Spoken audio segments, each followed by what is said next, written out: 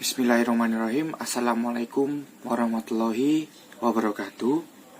Pertama-tama marilah kita panjatkan puja dan puji syukur atas kehadirat Allah Subhanahu wa taala yang telah memberikan rahmat dan inayahnya kepada kita semua, sehingga kami dari kelompok 1 bisa mempresentasikan tugas kami kepada teman-teman semua. Baiklah, sebelum itu tidak lupa salawat serta salam kita haturkan kepada Nabi Muhammad Sallallahu Alaihi Wasallam. Baiklah teman-teman, mari kita mulai dengan bacaan basmalah bersama-sama. Bismillahirrahmanirrahim. Jadi izinkan saya memperkenalkan diri dan sekaligus memperkenalkan teman-teman kelompok saya. Yang pertama Tias Nurul Hikmah, yang kedua Iis Karimah, yang ketiga Faikotul Umah, yang keempat saya sendiri Rewo Yusuf Asajat, yang kelima Charles Thohir, yang keenam Adnan Hidayatullah, yang ketujuh Naurah Mahdiyah, lalu yang terakhir Nuha Fariha. Baiklah, kelompok kami akan membahas tentang pasangan menikah namun belum memiliki anak. Baiklah, langsung saja kita ke presentasi yang pertama. Latar belakang. Keluarga merupakan suatu hal yang tidak dapat terpisahkan dalam kehidupan, di mana keluarga merupakan tempat pertama dan utama dalam memulai kehidupan dan berinteraksi antar anggota. Keluarga adalah unit terkecil dalam intuisi sosial yang terdiri dari suami, istri, serta anak-anak. Di dalam keluarga, setiap anggotanya memiliki tugas dan fungsinya masing-masing. Dan setiap anggota tersebut harus melaksanakan tugas dan fungsinya tersebut dan mencapai tujuan bersama. Penting bagi anggota keluarga mengetahui tugas dan peran masing-masing dalam keluarga, terutama pada keluarga masa awal atau pasangan baru menikah. Yang selanjutnya yaitu metode penelitian. Metode yang digunakan dalam kajian ini adalah mengumpulkan keputusan atau hasil bacaan sebagai sumber sekunder yang terdapat dalam artikel jurnal ilmiah. Pencarian data dilakukan melalui Google Scholar, ResearchGate, dan web resmi EPA. Data yang ada dalam setiap artikel kemudian dipilih sesuai dengan relevansinya dan dilakukan analisis terhadap konten untuk melihat kesesuaiannya. Terakhir, peneliti membuat kesimpulan atas semua informasi dan data yang telah dikumpulkan serta menambahkan saran berdasarkan hasil penelitian. Selanjutnya yaitu mengenai pokok bahasan yang akan dibahas, yaitu di sini ada mengenai definisi konsep, tugas perkembangan pasangan baru menikah, dinamika keluarga pada tugas perkembangan pasangan menikah, dan yang terakhir ada penelitian tentang perkembangan pasangan menikah. Selanjutnya adalah menjelaskan tentang pengertian keluarga. Pengertian keluarga menurut Friedman 1998 adalah kumpulan dua orang atau lebih yang hidup secara bersamaan dengan keterikatan aturan dan emosional, dan individu mempunyai peran masing-masing yang merupakan bagian dari keluarga tersebut. Tipe-tipe keluarga. Ada 3 jenis tipe keluarga, yaitu ada keluarga inti, keluarga orientasi, dan keluarga besar. Keluarga inti adalah keluarga yang sudah menikah dan orang tua sebagai pemberi nafkah. Keluarga inti itu terdiri dari suami, istri, dan anak-anaknya, baik itu anak kandung ataupun anak adopsi. Yang kedua itu ada keluarga orientasi atau keluarga asal, yaitu unit keluarga yang di dalamnya seseorang itu dilahirkan. Nah, yang terakhir itu ada keluarga besar, adalah keluarga inti, di mana orang-orang di dalamnya itu saling memiliki hubungan darah.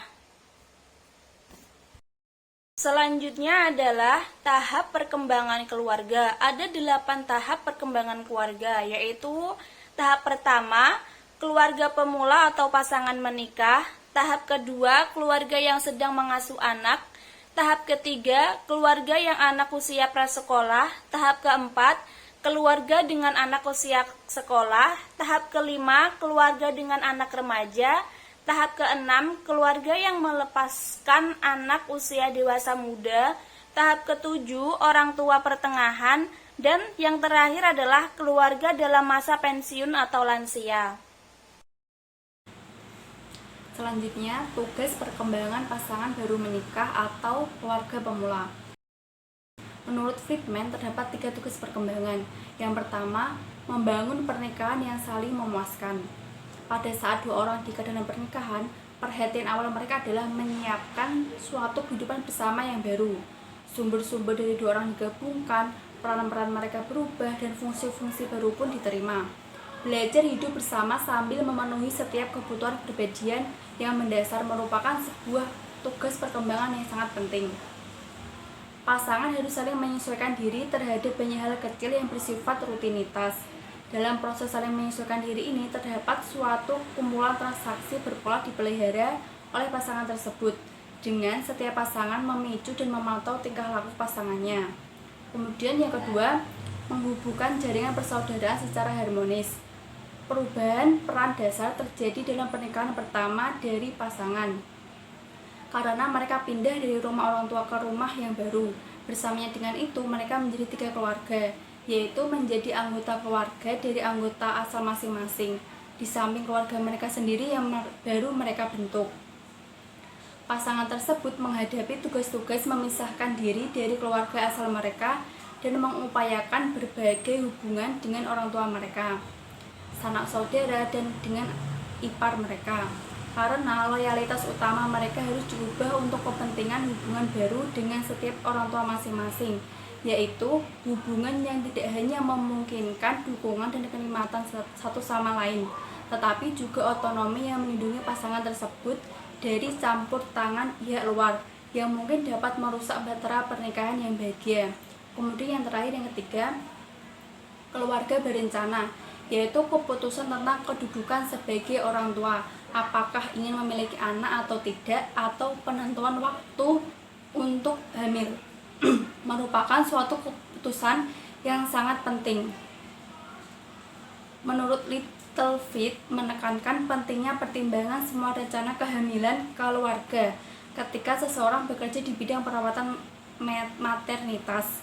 Tipe perawatan kesehatan yang didapat keluarga sebagai sebuah unit selama masa prenatal sangat memengaruhi kemampuan keluarga mengatasi perubahan-perubahan yang luar biasa dengan efektif setelah kelahiran bayi.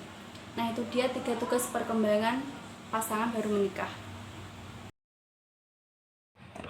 Baiklah teman-teman, di sini saya akan melanjutkan presentasi dari kelompok 1 mengenai pasangan yang menikah tapi belum mempunyai anak.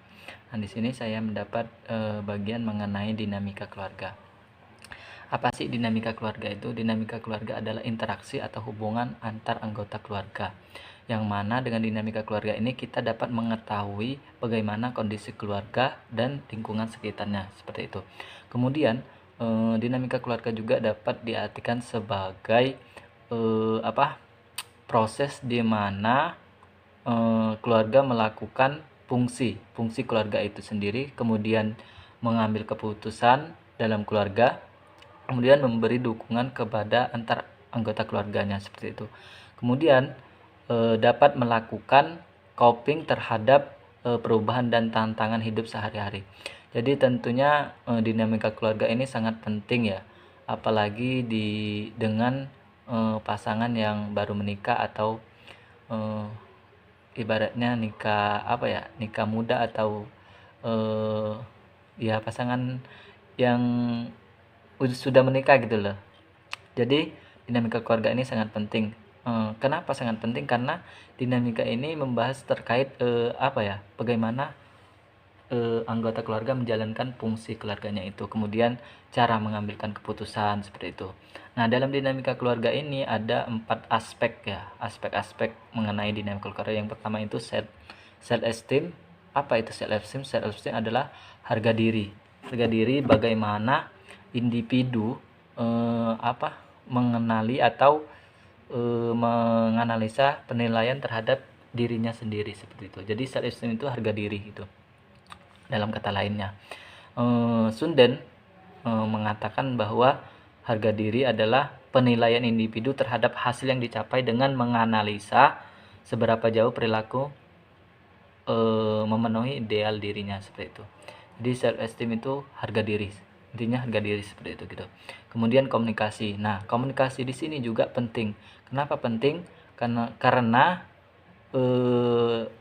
aspek komunikasi ini dalam keluarga itu, ketika komunikasi itu kurang antar anggota keluarga, maka akan ada kayak konflik gitu. Jadi komunikasi itu harus terus